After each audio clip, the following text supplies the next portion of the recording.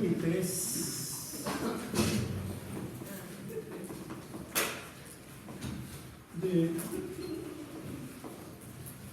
funciones trigonométricas.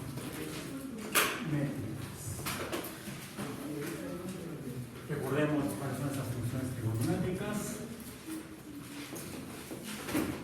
Y es igual a seno del ángulo, nada más que aquí seguimos sustituyendo a la variable que en este caso es el ángulo, la magnitud, que separa las líneas unidas por un vértice, y en lugar de letra agregar usamos nuestra x convencional, el seno de x. Otra es el coseno de x, otra es la tangente de x, y estas son las tres fundamentales, porque las otras son las inversas de estas.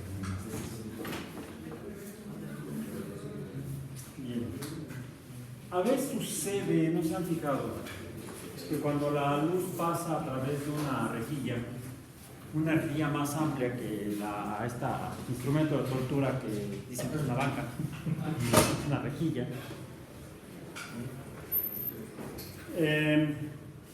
Pero que están los espacios entre las líneas de la rejilla, la luz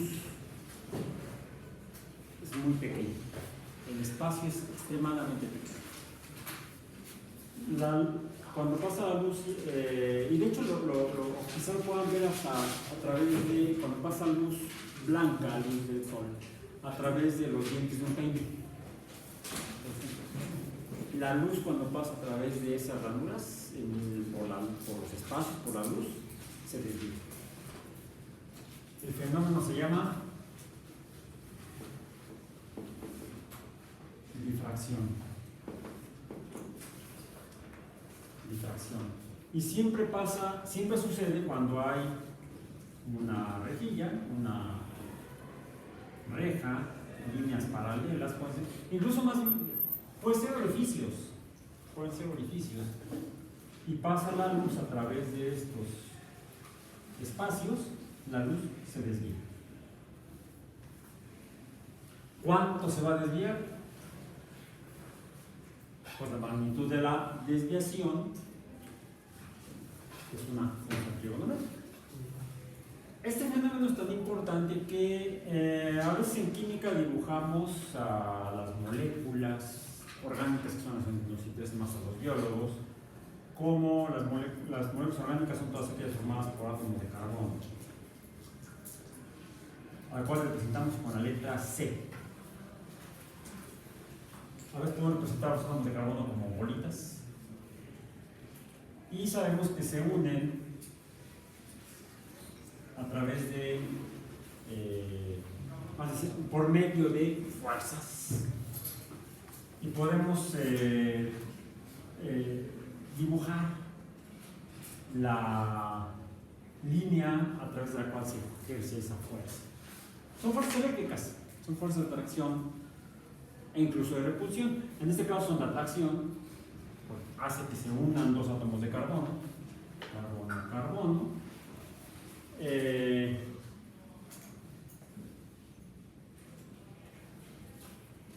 Por los carbonos, ¿cuántos de estas uniones pueden tener? 4. Alguien diría, pues son así, una aquí, otra, 1, 2, 3, 4. 1, 2, 3, 4. Y si a veces dibujamos a las moléculas de carbono, cuando están, dos átomos unidos forman, al menos dos átomos cuando se unen, o 3 o 4 el número de átomos que se junten, forman un compuesto químico, y a los compuestos químicos, que son la unión de átomos de elementos químicos, le llamamos compuestos o moléculas. Pensé, pues es una molécula de 2 carbonos.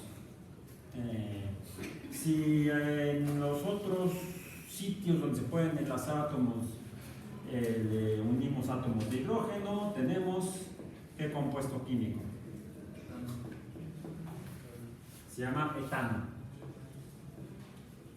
Está formado por 2 carbonos porque ponemos el 2 en su índice, en química, no acá, que sería en matemática, en álgebra, en matemáticas. En química se pone acá el coeficiente como subíndice. En realidad sería 2C, los carbonos en álgebra, C subíndice 2 en química. ¿Y cuántos hidrógenos hay? En el álgebra diríamos hay 6 hidrógenos. En química decimos H subíndice 6. Entonces todo compuesto químico está formado por 8 átomos unidos entre sí, de los cuales 2 son carbonos y 6 son hidrógenos, será una molécula de etano. Y podemos preguntarnos cómo es. ¿Cómo es? Ah, pues está. No, este es un modelo, es una representación. ¿Cómo será la molécula? La entrada es muy pequeña. ¿Qué tan pequeña? Recuerdan que, si lo puse aquí, o fue en física o en astrobiología, no me acuerdo ya. ¿Yo quién soy?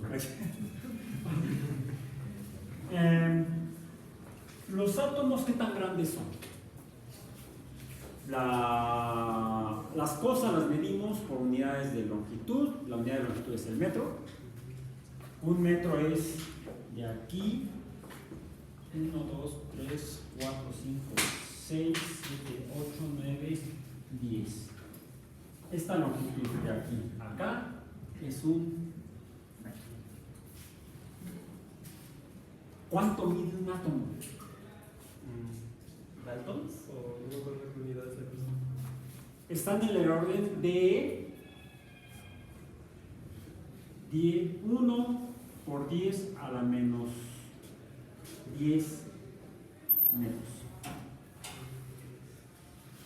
Esto es igual a 0.1, 2, 3, 4, 5, 6, 7, 8, 9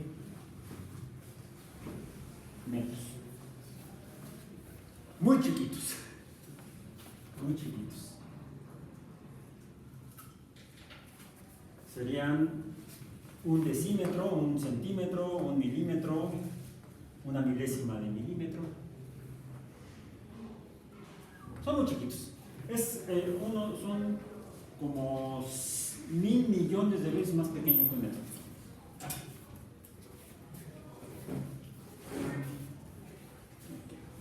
Quiere decir que entre este y este punto habría 1000 millones de átomos.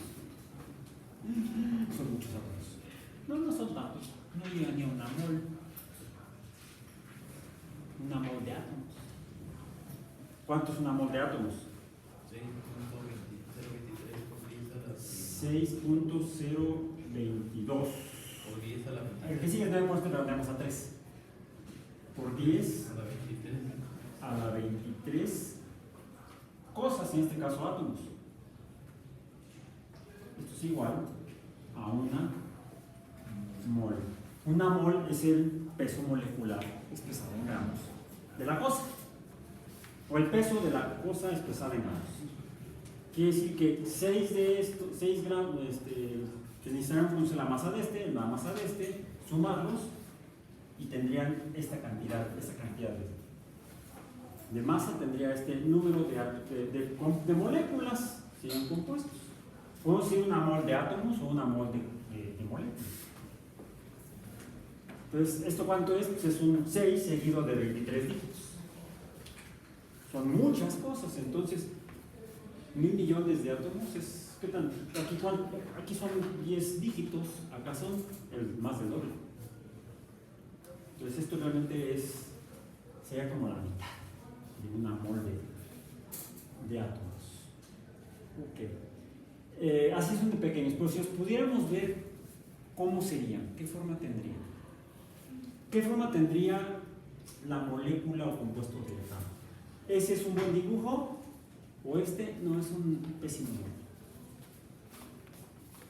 Por las propiedades de cómo están hechos los átomos, están hechos por protones, por neutrones y por electrones, y se unen a través de electrones. De hecho, aquí hay 2 electrones que se están uniendo para formar este enlace, esa unión. Acá hay otros 2 electrones, uno del hidrógeno, otro del carbono, acá igual, Cada enlace químico siempre está formado por dos electrones que se juntan de alguna manera. No voy a profundizar en el detalle porque el curso es física, se fue de la mañana. Biomatemáticas. No es químico-matemáticas. Biomatemáticas. Bien, ay, biomatemáticas. A ver. Les digo. H, hidrógeno. Hidromatemáticas. Ok. Y ahí está cada uno. Ahora sabemos cómo se juntan los átomos y cómo están los electrones, que son los que sirven para que se junten, alrededor de un átomo. El átomo más pequeño es el de hidrógeno, podríamos dibujarlo como una bolita del núcleo de hidrógeno, y su electrón está por acá. ¿En qué espacio tridimensional puede estar un electrón alrededor de un núcleo de hidrógeno? Pues en un espacio similar a una esfera.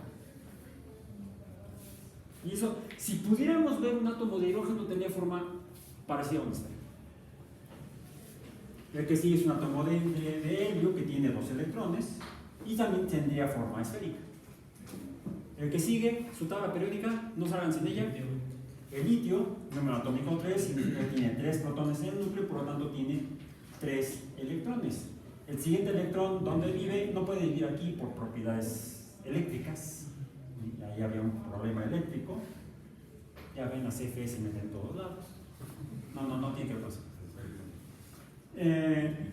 También es un espacio esférico, pero esto sería como si fuera una pelota de béisbol, una esfera sólida. ¿Sí? Eso sería un átomo de hidrógeno o de helio, mientras que un átomo de litio sería también una esfera, pero hueca. Bueno, en el centro tendría dos cosas: los dos primeros electrones y el núcleo atómico, los protones y los neutrones. Eso ya sería litio. El que sigue, berilio. Son 4 electrones, 2 en un espacio esférico en el interior y 2 en el espacio esférico. Imaginen que es una pelota de fútbol o de básquetbol, cualquier pelota hueca. Una pelota de tenis, a diferencia de una pelota de béisbol, que es sólida. Una pelota de softball es sólida, no tiene aire en el interior, tiene otras cosas. ¿Cuál sigue por número de protones y o electrones? Boro. Número atómico 5. ¿Dónde ponemos el electrón, el quinto electrón? Pues en otra esfera. No, pero ya tiene otro tipo de orbital. Bueno, el espacio donde viven los electrones le llamamos orbitales. Entonces, el primer orbital que tienen todos los átomos es esférico. Quizá por eso le llaman el orbital S de sphere. El que sigue también sería el segundo sphere, de hecho es S1, S2, 1, 2. En todos lados hay números, en la química hay números. En la física nuclear, esto es física nuclear, cómo son los átomos, hay números. El quinto electrón viviría en un espacio similar al sexto electrón, y similar al séptimo electrón, y similar así hasta el 10º electrón. ¿Cuál es el elemento químico con 10 electrones? El neón. El neón tiene un número atómico de 10, que significa que tiene 10 protones en el núcleo y por lo tanto 10 electrones en los orbitales. ¿Cuál es la diferencia entre el boro 4 y el neón 10? Su tamaño. La diferencia de electrones. Su número. El boro dijimos que es 5. Boro 5. 10 menos 5, la diferencia.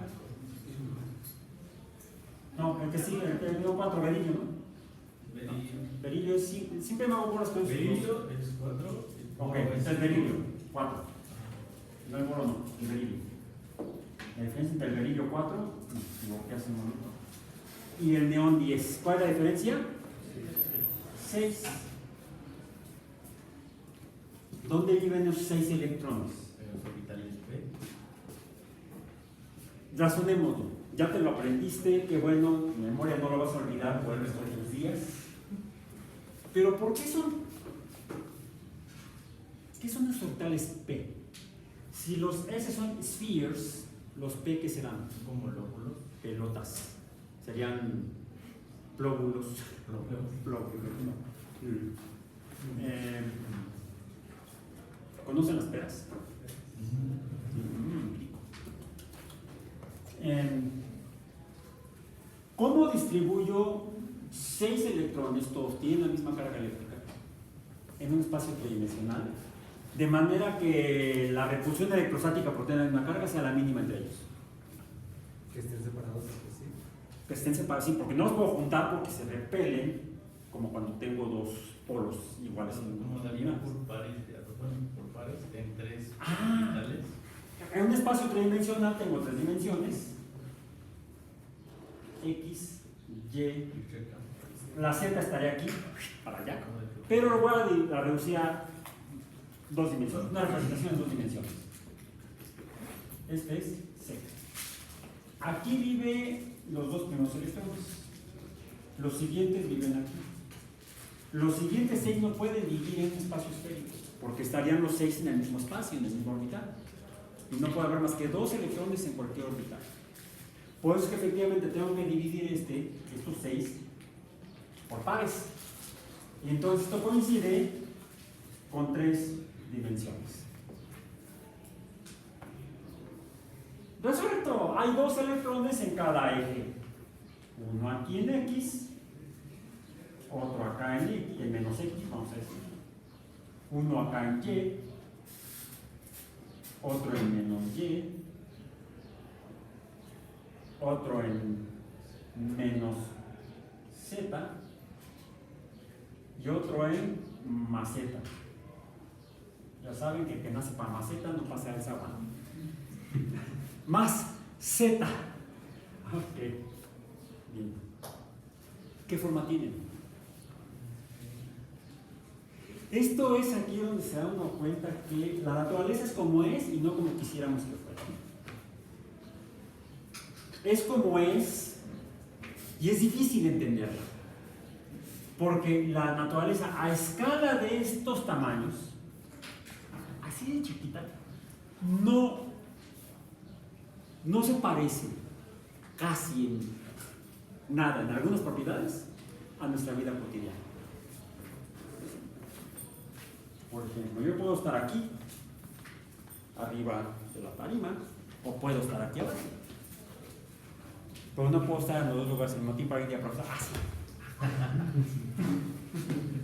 No, pero a lo que voy es que aquí habría un Raúl y aquí habría un Raúl.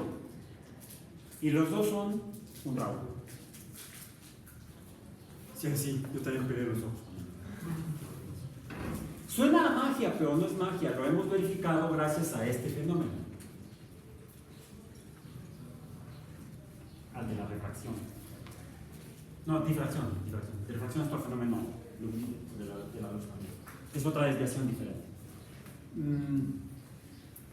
Es decir, esto es el neón. 2, 4, 6, 8 y 10 electrones. Pero igual al neón, la misma distribución de los electrones las tienen todos los elementos químicos entre el neón y el beridio. ¿Cuáles son? Ahora sí, el boro, 5, el carbono 6, nuestro carbono, el que nos forma, el nitrógeno 7, el oxígeno 8 y el flúor 9. Todos ellos, los electrones adicionales al beridio, se encuentran en ese espacio, en esos 3 ejes. Y en cada eje hay, ¿cuántos orbitales? 1. Puede haber hasta 2 electrones, pero solamente es un orbital. Vamos a poner, voy a quitar este de aquí, voy a quitar este de acá, voy a quitar este de acá y este de acá y voy a quedarme con el boro. Voy a quedarme con el boro. El boro tiene, además de los 4 electrones en los orbitales S, tiene un orbital en orbitales P, se llama. P, yo imagino que les pusieron P por las peras. Serán peras, son manzanas, pero me gusta imaginar que son peras. ¿Por qué? Porque el orbital tiene más o menos esta forma, como si fuera una pera. Pero Pero lo más loco de esto es que el orbital, dije, es el orbital. El orbital se encuentra aquí y aquí también. No son dos orbitales, es uno solo. ¿Y el electrón dónde está? Aquí. Al mismo tiempo. Pues está aquí. No, no puede estar aquí en medio. Porque en medio ya está el espacio lleno de electrones. Y no puede haber más electrones. Y de hecho, si estuviera aquí ya no sería un orbital P. Un electrón orbital P. No sería un electrón P, sería un electrón S. Ya sea de S2 o de S1. No sería P. Se transforma su personalidad, así como el Dr. Jekyll y el Sr. Hyde, cuando cambia de orbital. Por eso es que hibrida, ¿no? El orbital. Ya estás hablando de otras mafufadas químicas que son reales. Alguien podría decir, bueno, el átomo de carbono, ¿cómo es? ¿Qué forma tiene? La forma de la materia depende de cómo están distribuidos los electrones de los átomos que los forman. De eso depende la estructura tridimensional de los objetos en este universo tridimensional. En otro universo quintidimensional, no sé. Pero en este tridimensional sí depende de cómo están distribuidos los electrones en cada átomo y cómo se unen con otros electrones de otros átomos.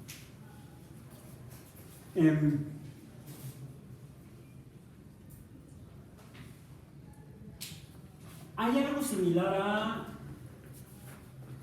a lo que sucede, eso es de la vida cotidiana y lo experimentamos a veces de manera dolorosa cuando nos caemos. Esto se le llamamos gravitación, cuando un objeto cae o gravita. ¿Sí? ¿Oyeron el golpe? Ahora oigan el golpe. ¿Cuál fue la diferencia? La altura. En física esto le llamamos energía potencial.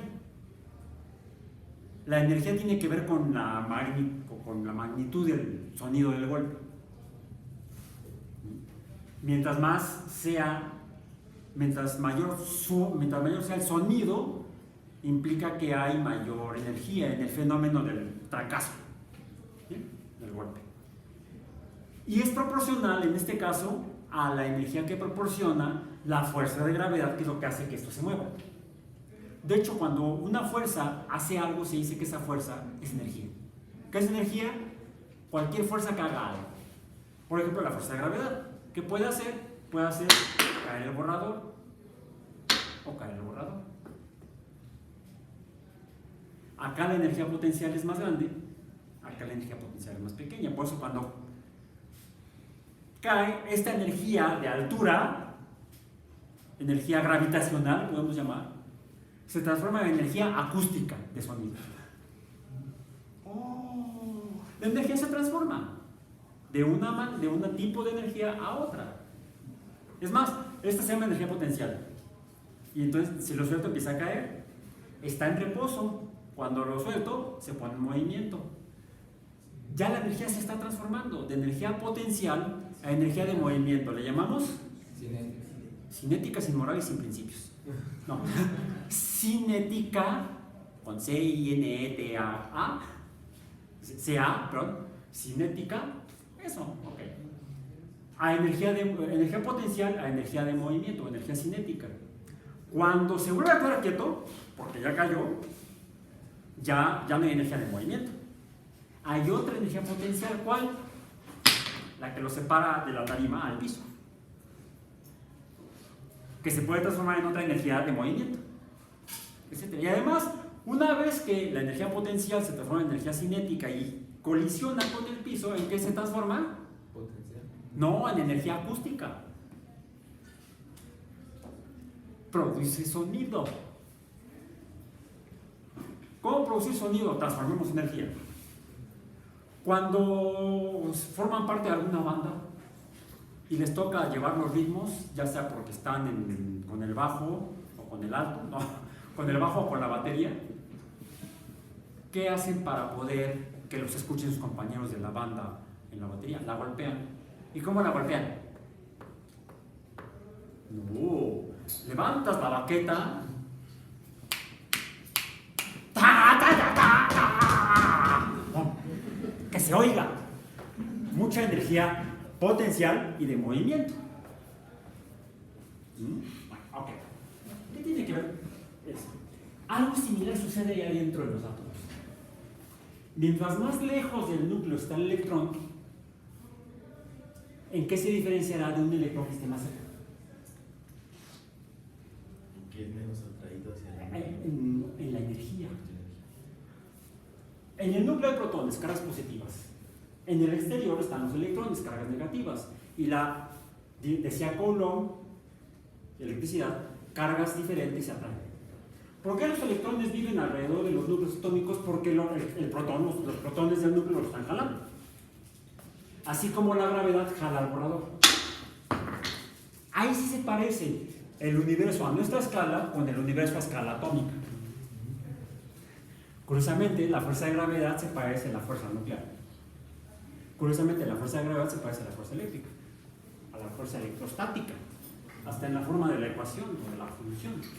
La fuerza de gravedad la escribimos así: F sub índice G es igual a una constante, le llamamos la constante G, que multiplica al producto de las masas atraen gravitacionalmente. Esa es la ecuación de Newton, no nos metamos en la de Einstein, eso nos explica mejor cómo funciona la de Newton, pero quedemos con Newton. Entre el cuadrado del radio que separa a las dos masas. El radio de una y el radio de la otra es esta magnitud. ¿Cuál es la forma de la fuerza electrostática? F sub índice E mayúscula, para no confundirla con el hierro. El símbolo del hierro. La fuerza electrostática es igual o depende de una constante eléctrica que multiplica al producto de las cargas entre el cuadrado de la distancia. Son iguales en la forma matemática. Y esto es lo que se han estado devanando el seso por décadas los físicos, tratando de entender si no se dan la misma fuerza en dos manifestaciones diferentes. Por cierto, hay otra que va junto con esta, viven juntos, son como los pingüinos marinela, viven dos en cada bocina. Es la fuerza magnética, que es igual a una constante magnética que multiplica al producto de los polos entre el cuadrado de la distancia que separa los polos. Bueno, ya desde el siglo XIX, Maxwell demostró que estas dos son una sola, que se manifiesta de dos maneras diferentes, se manifiesta en forma de electricidad y en forma de magnetismo. Actualmente le llamamos electromagnetismo, que es la que mantiene a los electrones unidos al núcleo atómico. Okay. Y como estos son iguales, se comportan igual. Mientras más lejos estén las cargas, mayor será la energía potencial eléctrica para jalarlos. Es diferencia. ¿Bien? Eso por un lado. Por otro lado, este electrón, les digo, vive aquí, en las dos regiones del mismo orbital, al mismo tiempo. No es que se parta la mitad allá y la mitad acá. Está en los dos lugares al mismo tiempo. Ese sí está en todo lugar, aunque no lo crean. Y no es dogma de fe, lo demuestran experimentos de este tipo. ¿Eso es el principio de incertidumbre? No, es el principio de la...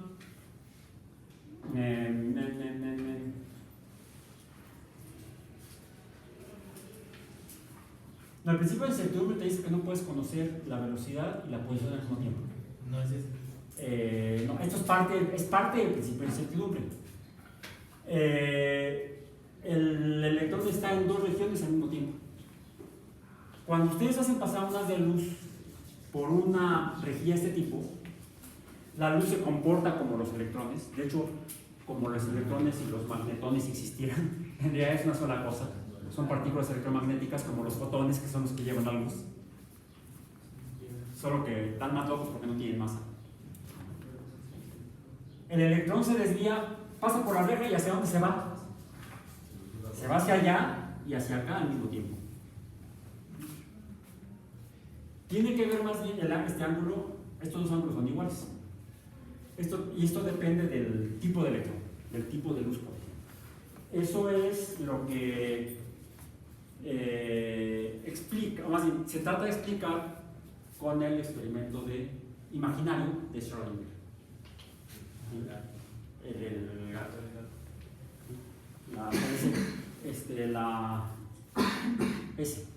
Ok, bien. El hecho es que de esta manera es como hemos podido conocer la estructura de los átomos y por lo tanto de las moléculas que forman. Y los átomos de carbono no se unen así. Los átomos de carbono se unen de esta manera. ¿Por qué?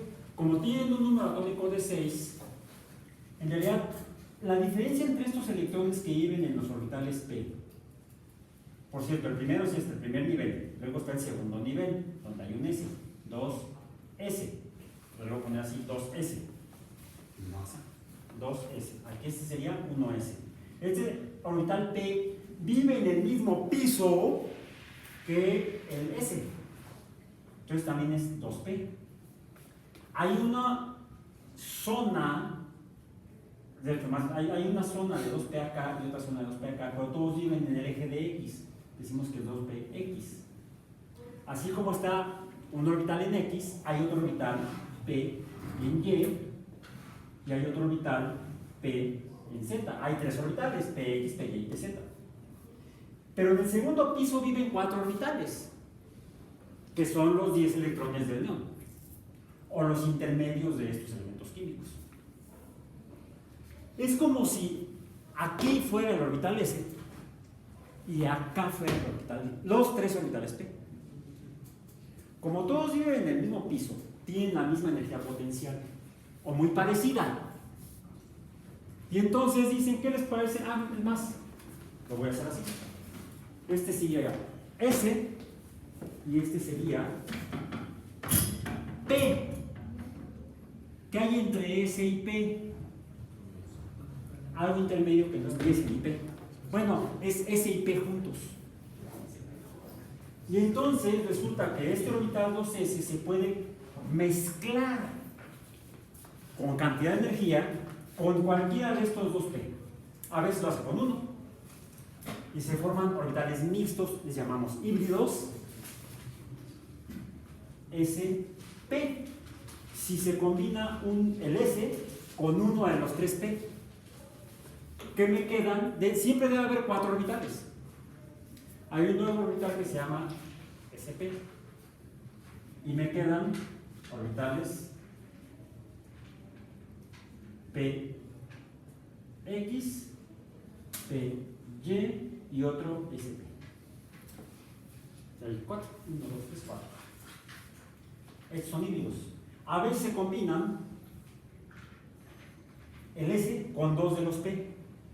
Y entonces me quedan 2P, un P por acá, otro P por acá. Y me quedan SP2. ¿Ok? A lo mejor por ahí estoy diciendo alguna cosa. Estoy con el borrador y lo tengo en la mano. A veces se combinan los 3 orbitales P con el orbital S. Y me quedan entonces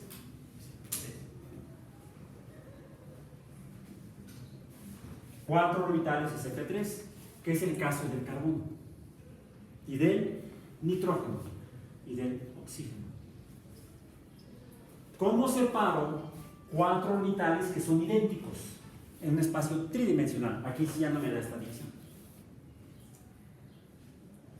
También diría, pues en 4 ejes. Hagan a lo mejor lo han visto en alguna fiesta de quinceañera o algo por eso, por ahí. Y la quinceañera no lo saben ellos. ¿Cómo se llaman? Los chambelanes tampoco.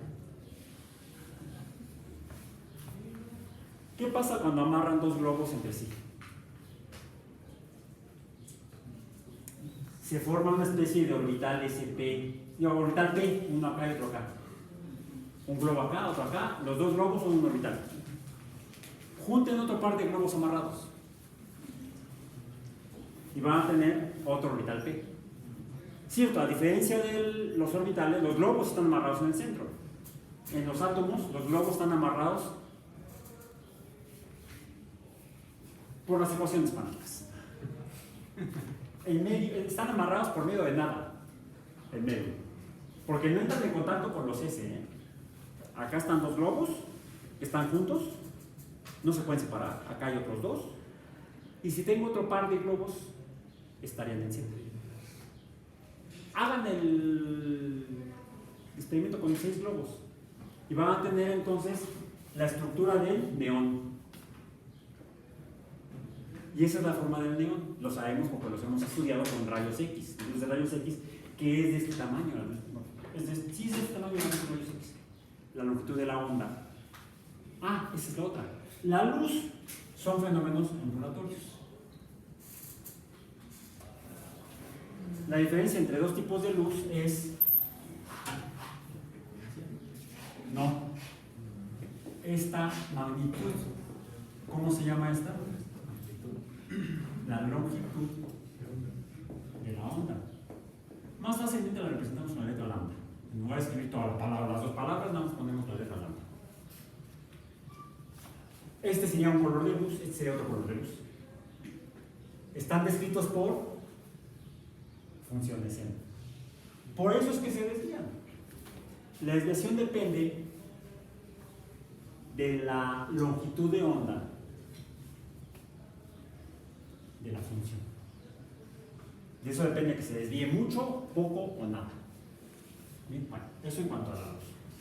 Regresemos a los globos. Si tuviera yo los 3 orbitales P, cada uno con sus 2 regiones, separados de manera natural, tendría yo como 6 globos amarrados. Dos globos, un orbital en X, otro orbital en Y y otro orbital en Z. En el caso del carbono, se juntan los 2 electrones del nivel 2, se van a dividir en 2 orbitales del nivel P. Y entonces ahora tengo un electrón en cada orbital. Un orbital en S, un orbital en PX, otro en PY y otro en PZ. Ya tengo los 6 electrones.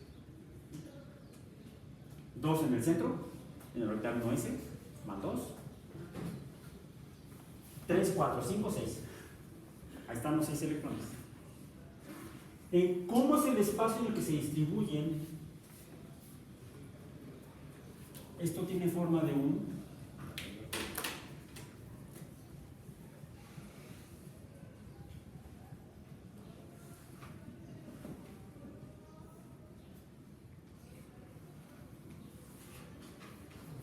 tetraedro regular. Tetraedro, 4 caras. 1, 2, 3 y la de atrás, 4. Y esto es cierto, es natural, se da solito. Amarren 4 globos, solo 4, no 6. Y van a tener la forma de los globos que luego ponen en las fiestas de las quinceañeras. ¿No se han fijado? Amarran 4 globos y los sueltan, ¡pum! Y de manera natural, sin que uno haga nada, toman esta distribución, esta forma. Es la forma real del átomo de carbono. Cuando se une a otro átomo de carbono, entonces el siguiente átomo de carbono va a estar aquí, va a tener un enlace para acá, otro para allá y el otro para acá. Borremos el... No vean el rojo. Ay, otra vez el borrón lo tengo en la mano.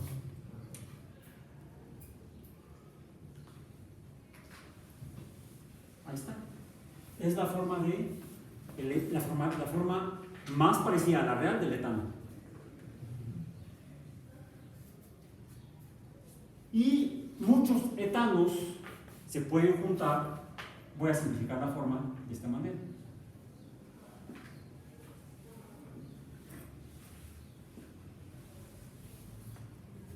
¿Qué se ha formado? Una rejilla. Imaginen que no es etano, sino que son otra molécula que va por acá, por acá, por acá, por acá, por acá, por acá. Finalmente, lo que voy a tener en la estructura a nivel molecular son rejillas. Si la ilumino con luz de rayos X, cuya longitud de onda equivale a estas distancias entre los átomos, la luz se va a desviar. Y fue así como Lawrence Bragg y su papá Henry descubrieron este fenómeno a finales del siglo XIX, principios del siglo XX, y les dieron el premio Nobel en física. Lawrence tenía 22 años. No había ni terminado la carrera.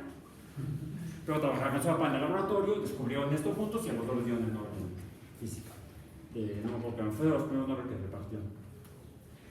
Posteriormente, en la década de los 30, más o menos, Linus Pauling, un químico norteamericano, usó el mismo fenómeno, la misma técnica de tomar una fuente de rayos X, iluminar cristales de proteínas que están formados por átomos de carbono y nitrógenos y oxígenos, y al iluminarlo pudo determinar, de acuerdo a la desviación, cuáles eran las posiciones de los núcleos atómicos de los átomos que forman a algunas proteínas, por ejemplo las proteínas del cabello.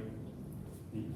Y encontró, o dedujo, no lo dedujo, lo calculó, que las proteínas podían tener esta forma. Le llamó él alfa hélice. Esa la descubrió Linus Pauling, químico norteamericano, no biólogo, químico. ¿Sí? Y por esto le dieron el Nobel en química también.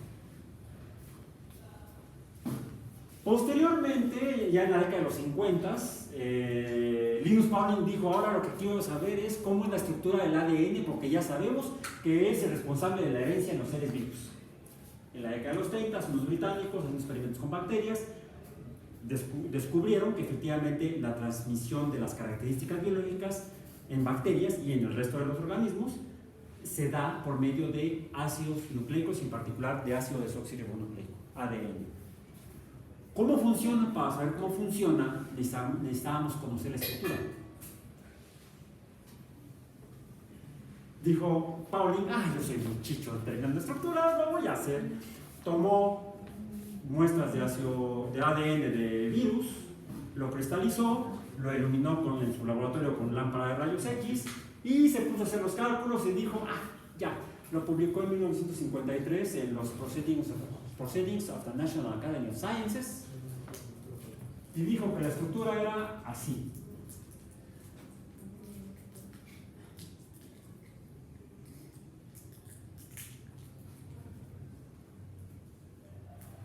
Una triple hélice. Linus Pauling, 1953. Y le dieron las gracias. Mismo año, pocos meses después, en Nature, 3 grupos de investigación que trabajaban en la misma institución, en el laboratorio Cavendish, en la Universidad de Cambridge, en el Reino Unido, publicaron 3 artículos donde, haciendo el mismo experimento, muestras de ADN de virus cristalizadas, las iluminaron con rayos X, tenían mejor equipo. Ellos tenían mejores muestras de ADN, más purificadas. Y tenían una excelente cristalógrafa, se llama esto, porque lo que estudian son los cristales de las moléculas, pues se llama cristalografía de rayos X. La doctora Rosalind Franklin, que era una excelente cristalógrafa, logró obtener las mejores mediciones de la desviación de la luz por las muestras de ADN. Ella hizo unos cálculos, otros los verificaron, un físico y un biólogo, un físico inglés y un biólogo norteamericano. Confirmaron los hallazgos, las mediciones, y dijeron: efectivamente el ADN tiene una estructura así. No, así no es. Así no es. Porque eso fue lo brillante. Se dieron cuenta que la estructura del ADN es más bien así.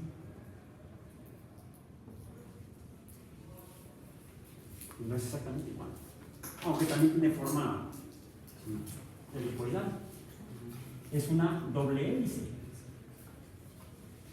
El otro fue otro físico que confirmó los resultados, el doctor Wilkins, y en los 3 papers confirman, los 3 presentan datos que demuestran que el ADN tiene una estructura de 2 hélices complementarias. La estructura de una va para abajo y la misma estructura de la otra va para arriba.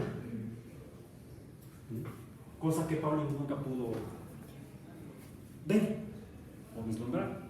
Y a ellos sí les dieron a 2 de los equipos, porque la doctora Franklin, desafortunadamente, con los rayos X interactúan con el ADN y entonces también lo pueden romper y puede entonces producir cáncer.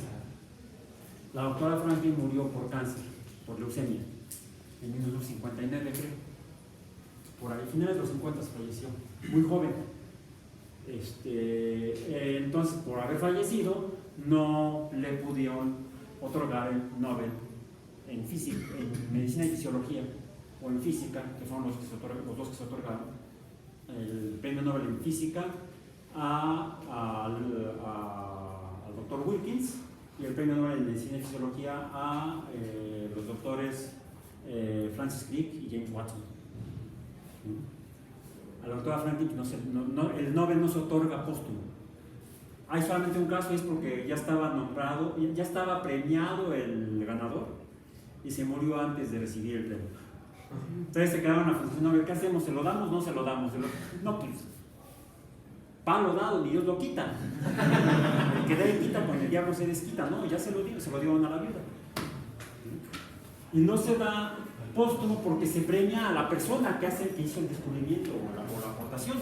Es un premio personal que reconoce el trabajo científico desarrollado, la importancia del trabajo científico desarrollado. Por eso es que no se le da a la familia. El único caso es ese de un investigador que estaba estudiando fenómenos de cáncer, y él fue su experimento.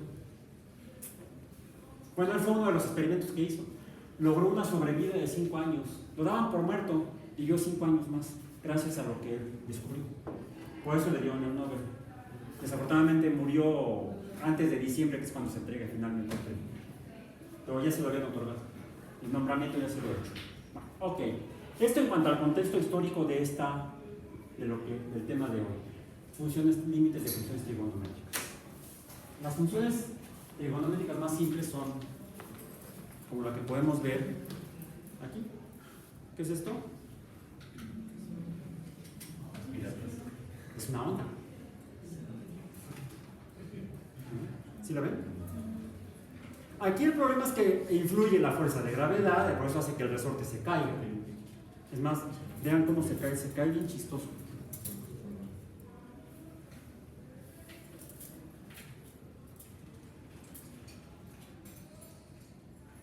¿Sí lo ven? Aquí es más largo que allá abajo. Aquí es más largo que aquí en medio, y allá abajo es más corto que aquí en medio. ¿Por qué? Es la fuerza de gravedad. La masa es mayor de aquí para abajo que de ahí para abajo. Por eso aquí está más deformado. Allá está menos deformado, porque la masa que cuelga de la penúltima espiral es más pequeña. Esta es la fuerza de gravedad vista a través de un resorte. Y es más loco cuando lo suelto. Fíjense cómo cae. Si yo cae un objeto, cae todo el objeto junto. El borrador, por ejemplo. Va cayendo primero lo de arriba porque la fuerza ahí es mayor. Y termina de caer lo último porque es la fuerza. Y después cae todo junto porque ya está compacto. Pero aquí lo importante es ver esto. ¿Qué es lo que estoy viendo? Una función seno. Aquí se ve un poco mejor. ¿Se dan cuenta cuál es la diferencia? La longitud de las ondas. Y si lo hago más rápido, la longitud de ondas se hace más pequeña. Y yo me canso más. ¿Bien? ¿Por qué me canso? Porque la longitud de onda es inversa a la energía. Sí, estoy gastando más energía. Hay más energía en las ondas más cortas. En las ondas más pequeñas hay más energía. Y en las ondas más grandes hay menos energía. Es inversa la energía a la longitud de la onda. Tiene que ver con la frecuencia con la que sube y baja mi mano. La frecuencia es igual a la energía y es inversamente proporcional a la longitud de la onda. Y aquí, si lo hago en el suelo, se va a ver más fácilmente cómo la onda es una onda aburrida, sinusoidal, donde la amplitud de la onda, ¿qué es la amplitud? Ya lo vimos, la altura respecto al eje. Esta es la amplitud de esta onda, esta es la amplitud de esta onda. Podemos decir que las amplitudes son iguales. ¿Sí? Entonces, es una onda muy simple, una onda seno, una onda de función seno, que es la que veo si hago el resorte en el suelo, porque de esa manera elimino la fuerza de gravedad. Me quedo solamente con la fuerza de la oscilación que le doy yo al resorte, y puedo ver que efectivamente al aumentar la energía, la longitud se hace más pequeña. La amplitud se puede mantener cambiando la frecuencia, no, cambiando la frecuencia. Ahí mantengo la amplitud y aquí modifico la frecuencia con la misma amplitud. Bien. Ya.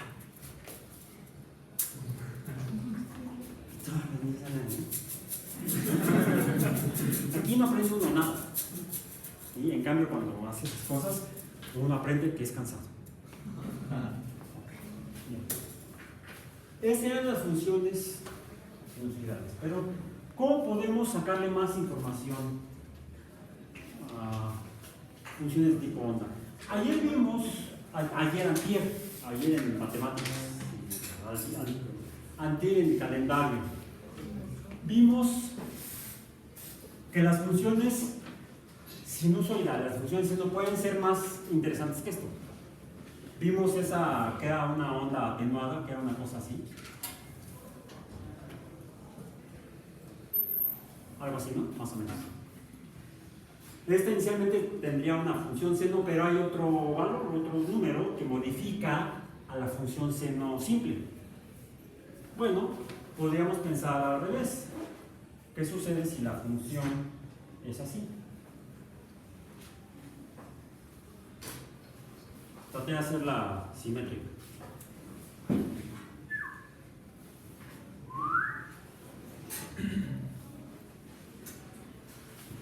Esta función tiene esta forma, esta de aquí. Voy a borrar la de arriba, esa fue la de antier. Esta función tiene esta forma. Es y, la función, es el seno de x entre x. Es esto.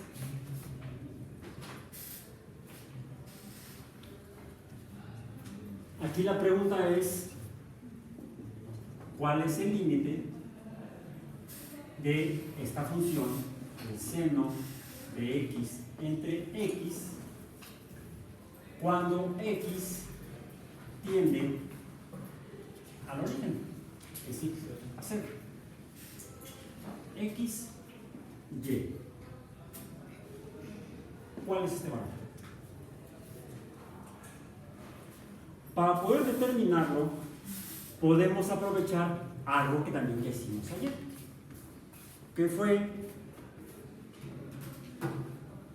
vimos que estos son fenómenos que se repiten, son fenómenos en los que sube y baja, sobre todo si la función es simple, sube y baja y regresa, sube y baja y el dígito lo trabaja. Empieza aquí, en la parte, en el valor de y, baja un valor mínimo de y, vuelve a regresar en un valor de y. Y baja y se repite, y baja y se repite. Algo similar a este tipo de fenómeno. Al fenómeno del movimiento circular. Al fenómeno de los círculos en movimiento. Entonces podemos usar lo que llamamos un círculo de magnitud 1. Puede ser 1 metro, puede ser 1 centímetro, mide 1. Y a ese círculo le llamamos el círculo unitario porque mide 1. Lo voy a pintar aquí. Un poco más acá.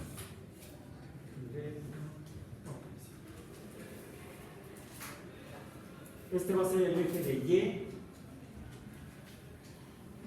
de mi sistema cartesiano. Inicialmente cartesiano.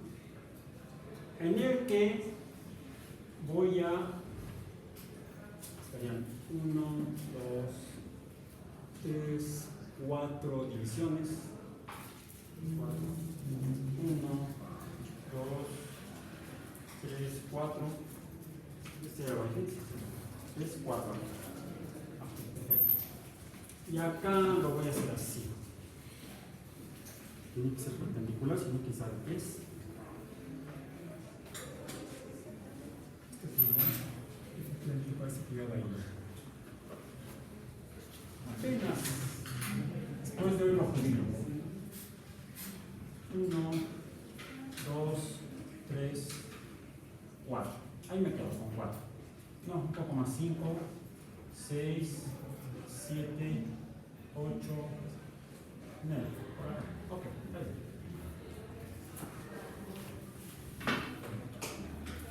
En este círculo, o en este sistema cartesiano de X y Y, voy a trazar un círculo de radio 1. ¿Qué significa? Que aquí, el centro está en el origen. Aquí está el centro, en 0, 0. Y tiene un radio de 1, quiere decir que el círculo llega hasta acá, en X. Llega hasta acá, en Y. Llega hasta acá, en menos Y, menos 1. Acá llegaría a menos X, en menos 1. ¿Ok? Más o menos, voy a aprovechar la longitud de mi brazo, mi codo. Casi.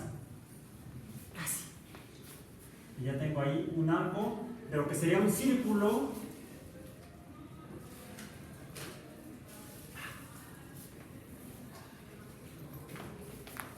No me da. Tampoco soy Dule. No soy el señor elástico. Soy el señor rígido. No sé qué superhéroe sea ese, pero. Ok. Este sería un círculo de radio 1. ¿Está? Casi.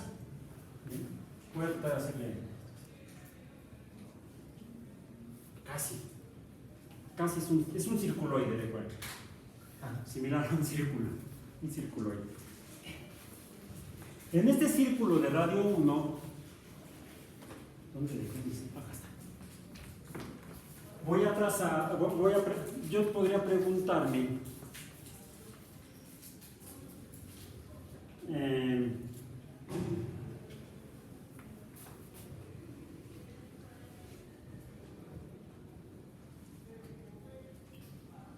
¿cuáles son las coordenadas de este punto? X, Y. ¿Cómo las puedo medir? Pues en X sería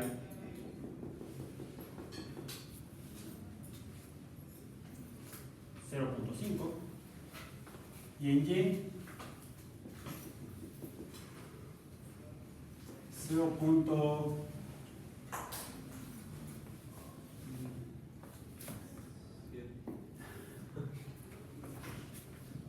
De entrada, como la escala no me da, no lo puedo determinar.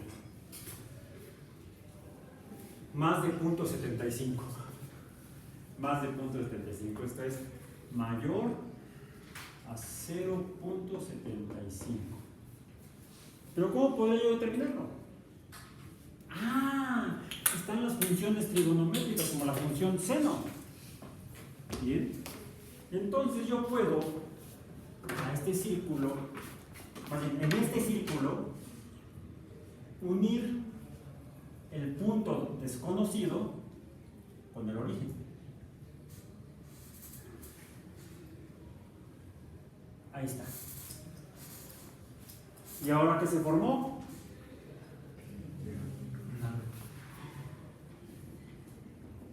Un triángulo rectángulo. Y entonces puedo, tal vez, determinar el ángulo X. Ya no es θ, es X. Puedo yo conocerlo, ya sea por seno, por coseno o por tangente. Si es por el seno, ¿qué magnitudes necesito? Sería esta. Y la hipotenusa.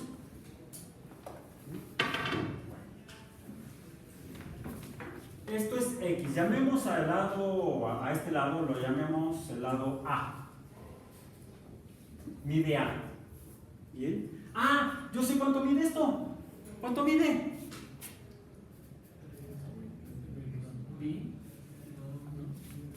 Es el radio. Esto mide 1. La hipotenusa mide 1. Porque es el círculo unitario. 1, 1, 1. Cualquier punto que esté sobre este círculo en este sistema cartesiano va a poder trazarme un triángulo rectángulo cuya hipotenusa mide 1, porque es el radio del círculo. Yo ya tengo dos datos, este y este. Bueno, hipotéticamente. O tengo este, podría calcular por el coseno. Tengo el coseno, tengo el cateto adyacente y la hipotenusa. El cateto adyacente mide 0.5 y la hipotenusa mide 1. ¿Cuánto es el coseno de... ¿Cuánto vale Y? El coseno de este ángulo. Bueno, despejo el ángulo, o puedo ver más. Esto es igual a el lado adyacente. Vamos a decir, pues que X es el ángulo. Bueno, de entrada. Ok, sí, ahorita me quedo con esa X. Con esta X el ángulo. Tendría el cateto adyacente sea entre hipotenusa, ¿no?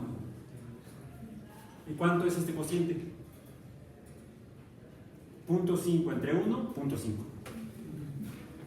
Entonces, ¿cuánto mide Y el coseno de 0.5? Magia. No, es como lo que vimos hace rato. Mecánica cuántica. No, trigonometría. Ok, bien. El hecho es que yo puedo conocer este segmento. Si ya conozco este, puedo conocer también este. O puedo conocer también esta longitud. Llamemos a esta B. La puedo conocer porque es ¿cuánto mide de aquí a acá el círculo? Pues el ángulo. Lo puedo conocer en grados o en radianes, pero puedo conocer la magnitud de este arco, al menos en radianes o grados. ¿Sí? No sé cuánto mide en metros, pero ya sé cuánto mide en radianes o grados. Y puedo conocer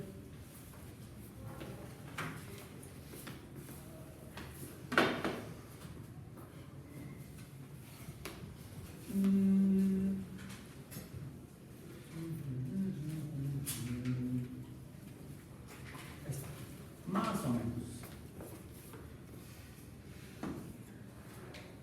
Acá está. Ah, qué bueno. Sí me dio.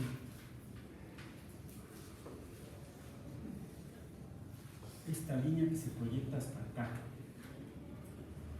¿Qué es? La línea perpendicular o a 90 grados del radio de un círculo.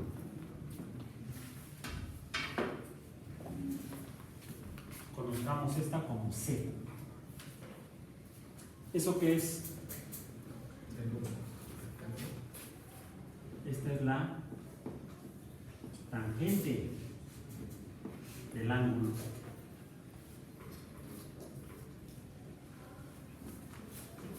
Este mide X, el ángulo. Esta es la tangente del ángulo. Y esta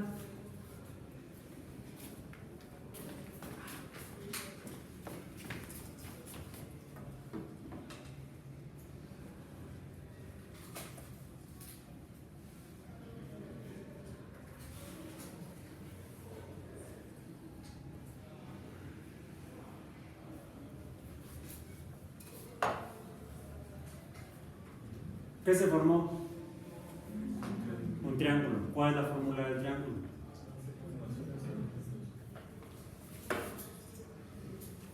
La base por la altura entre dos. ¿Cuánto mide la base? 1 por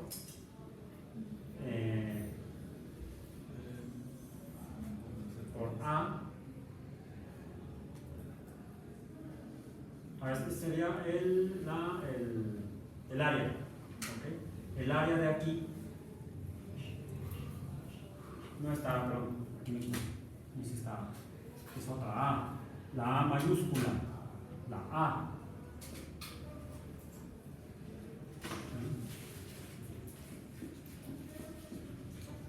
Es igual a 1 entre A, no, 1 por A entre 2, 1 por A entre 2, o a media, la mitad de este. Ok, bien. Veamos.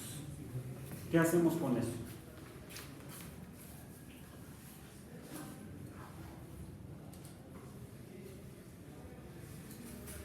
A que es el lado opuesto entre la hipotenusa. Esto es el seno de X. A es el seno de X. Luego, B es X y C es la tangente de X. Ya tengo esas tres magnitudes. El área es A entre 2. ¿Ya que es?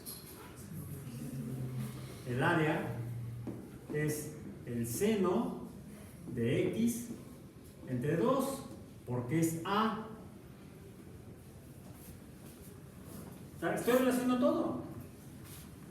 Luego, ay, ¿qué le pasó? Es que lo tenía yo al revés.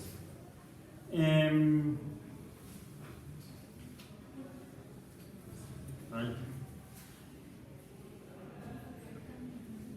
Ok. Ya. Luego, ¿cuánto mide el área de este trianguloide? ¿Por qué digo trianguloide? Porque tiene dos lados rectos y un lado curvo. Se parece a un triángulo, pero no es un triángulo. Llamemos a esta el área B. ¿Sí? Es el área de aquí, acá, el arco y al centro. Adentro.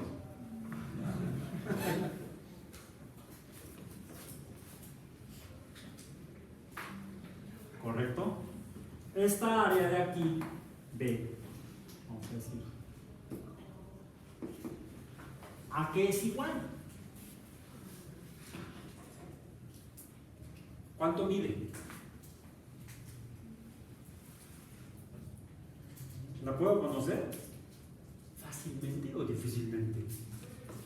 ¿Esta área qué es? Es un pedazo del círculo, es la rebanada del pastel. ¿Cuál es el área del pastel?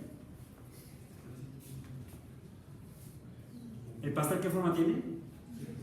No es pastel de quinceañera ni de bodas, es pastel, no sé, es un pie. Es circular. ¿Cómo calcula un círculo? Esa ya, si no se acuerdan, googleenla. Ok. El área del círculo, esta área es, el área del círculo es igual a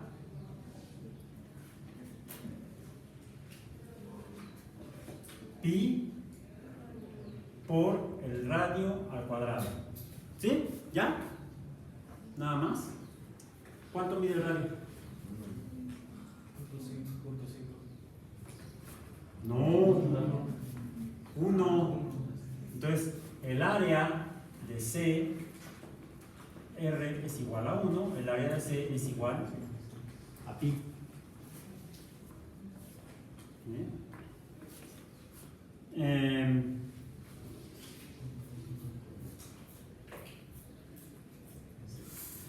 Ok. Es la fracción X del área.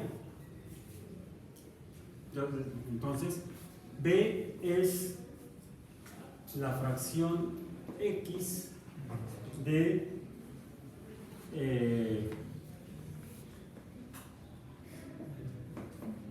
dos pi. O este es 2 aquí. Ok. Bien. Y luego, ¿cuál es el área de este otro triángulo?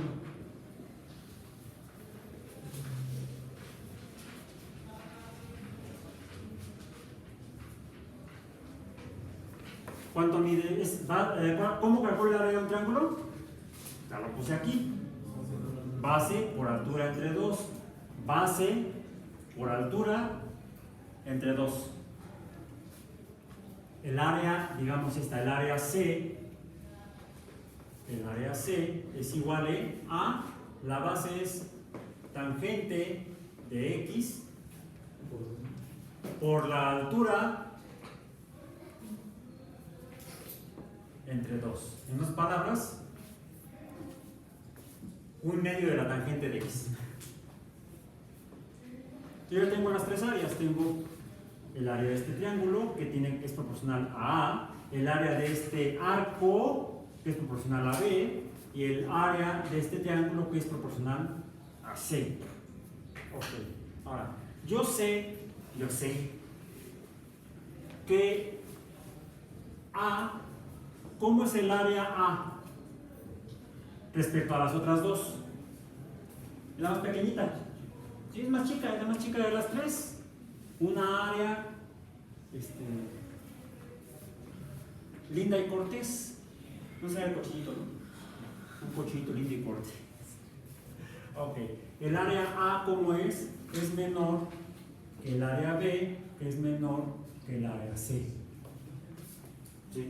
Esta es más pequeña que esta, y estas dos son más pequeñas que esta grandota. Ahora, yo digo entonces que X, este ángulo, X, es más pequeño que pi medio,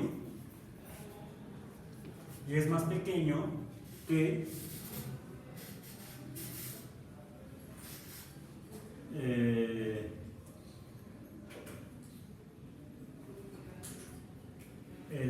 la tangente. Si X es menor que pi medio, si X es menor que pi medio, entonces el seno de X entre 2, la función A, el área, es menor que X medio, que a su vez es menor que la tangente de X entre 2. Ahora, 1 es menor que el límite del seno de X, y a su vez es menor que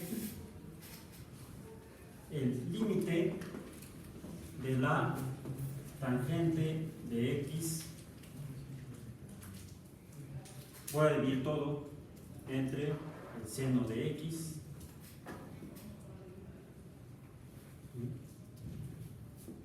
si y solo si x es diferente de 0, porque si fuera 0 sería entonces una línea horizontal.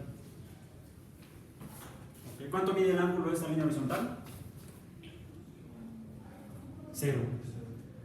0.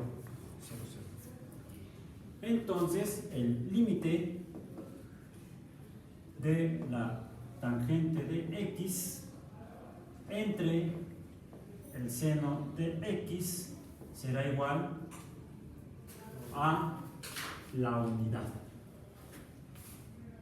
a 1. Ok.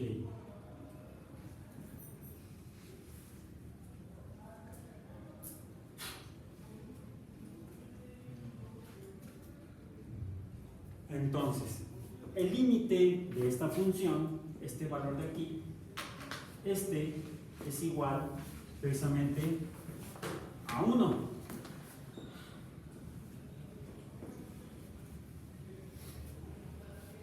La función no puede tener un valor definido aquí. La función seno de 1 entre 1, ¿cuánto sería? Calcúlenla. Seno de 1 entre 1. Recuerden que deben usar radianes.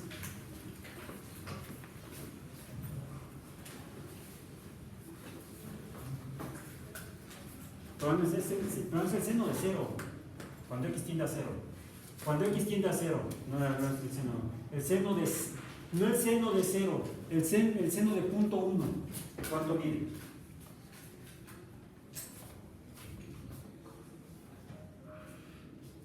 Seno de punto 1 entre punto 1, ¿cuánto da?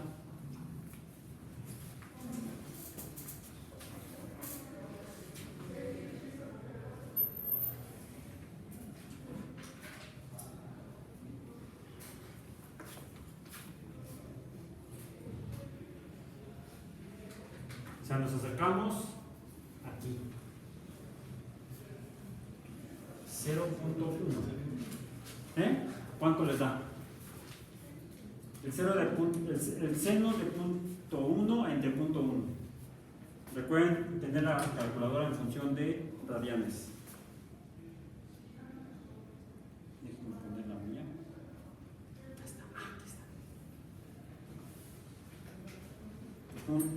La tengo en grados o en radianes. Sí, la tengo en radianes. Punto 1. Seno entre punto 1. No, me da punto 99. Punto 99, 8, 3, 3, 3, 3. Acerquémonos más. El seno de punto 01. Punto 01 seno entre punto 01. ¿Cuánto da? Me he acercado 2 nueves más punto y 4 nueves. Nos acercamos 10 veces más. El seno de punto 001 entre punto 001. ¿Cuánto da? Ahora me he acercado 6 nueves. Cada 10 veces que me acerque al 0, me voy a acercar cada vez más al 1. Pero si yo pongo el seno de 0 entre 0, no está definido. El límite es 1. Y 1 ha terminado por hoy.